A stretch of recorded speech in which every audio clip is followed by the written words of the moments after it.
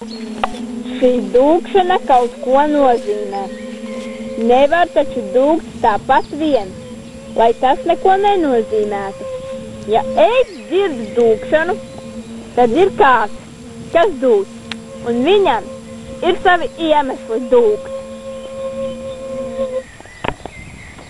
Viņš kāpa un kāpa un kāpa, un kāpdams viņš dziedāja pie sevis medus dziesmiņu.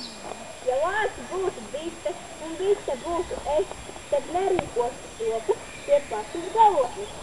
Neviens uz zariem nerāptos, tad šķeldā medus nāk, ja medus lejā stāvētu, ja bite būtu lāci.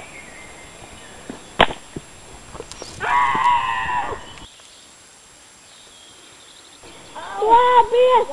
Es labāk rāptos atpakaļ. Tas sodīgs, vajadzēja tomēr uz priekšu.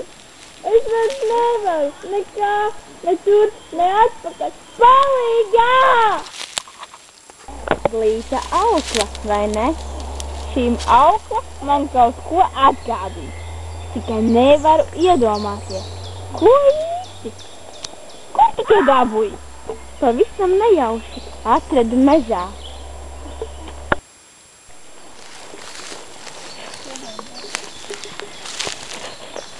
Ja ir vēlēšanās uzzināt sīkāk, kas notika šajā mežā un tuvējos laukos, kas tie bija, kas tevi uzrunāja, izlasi Alana Aleksandra Milna grāmatu Vinnijs Pulks un viņa draugi.